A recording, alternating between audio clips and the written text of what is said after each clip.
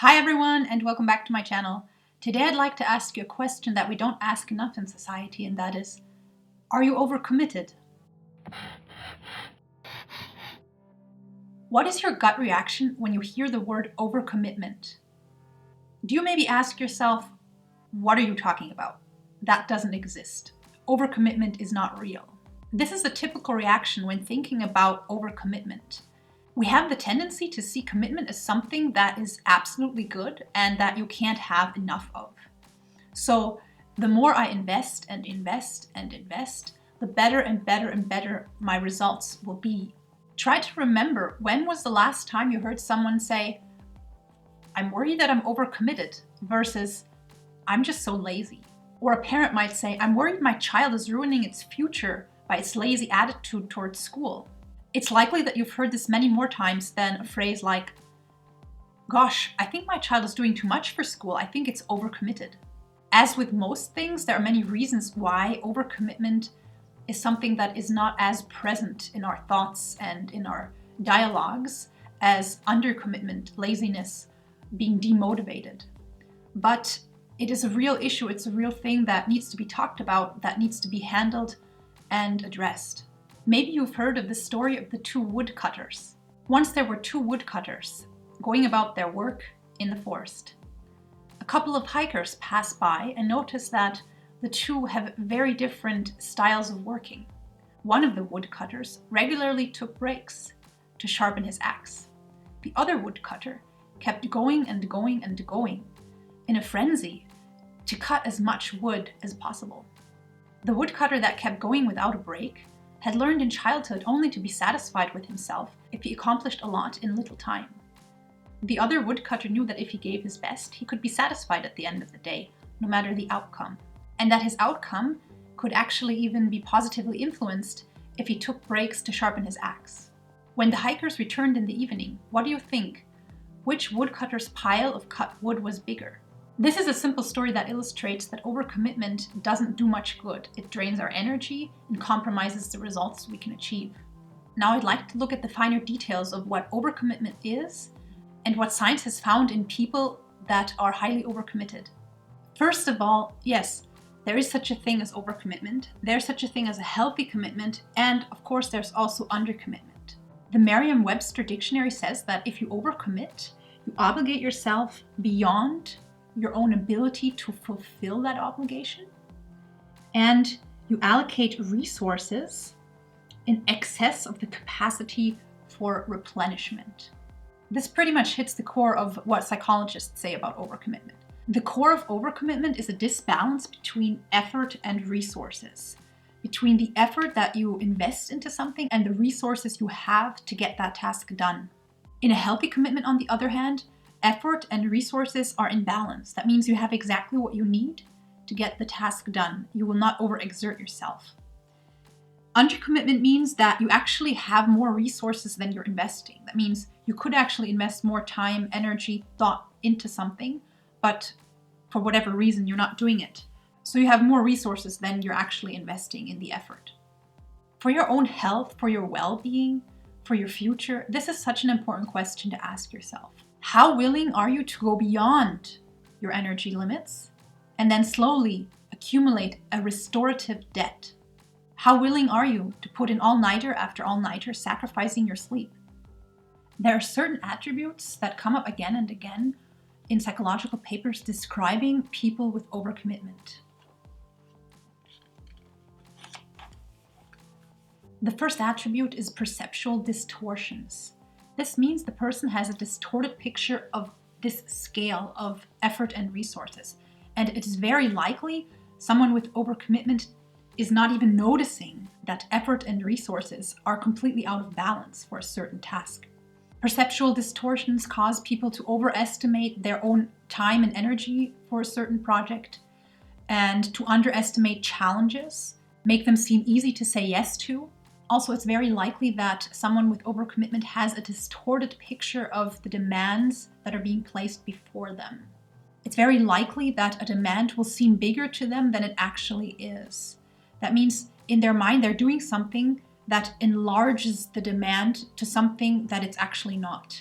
And in that way, they increase tasks to a size that it was never intended to be. If you're struggling with overcommitment, it's very likely that you're asking something of yourself that you think you're doing for someone else, but actually no one ever asked you to do. A second common thing that is mentioned about people with overcommitment is an excessive need for control and approval. As you're probably aware of, there's no limit to control and approval. The amount of control you have or the amount of approval that you're getting can always leave you wanting for more. So this is something that lies quite deep and explains the motivational side for overcommitment. Another thing science can give us answers to are the correlates of overcommitment.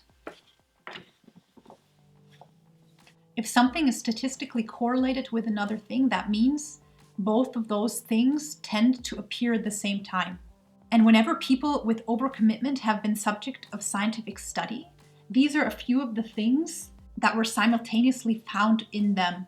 So there's a statistical likelihood for someone who's overcommitted to also suffer from insomnia, fatigue, a poor self-rated health, emotional exhaustion, more cardiovascular risk factors than someone who's less overcommitted, a decreased immune competence, and a decreased professional efficacy. So here we find the answer to the question why overcommitment can be a problem in the first place. Taking these studies into consideration suggests that people who regularly overcommit themselves will more likely suffer from bad health in the long run.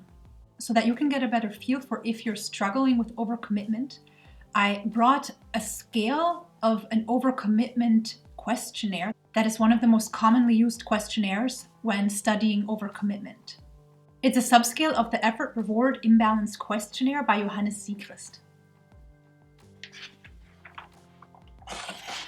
And a shout out and thank you to him for agreeing to my question if I could show everyone these questions in this video. All of these questions are answered on a scale that goes from strongly disagree, disagree, agree, or strongly agree. So the question is, how much do you agree to these questions? While we go through them, answer them for yourself and get a feel for your extent of overcommitment. Number 1, I easily get overwhelmed by time pressures at work. Number 2, as soon as I get up in the morning, I start thinking about work problems. Number 3, when I get home, I can easily relax and switch off work. Number 4, people close to me say I sacrifice too much for my job. Number 5, work rarely lets me go. It is still on my mind when I go to bed. Number 6, if I postpone something that I was supposed to do today, I'll have trouble sleeping at night.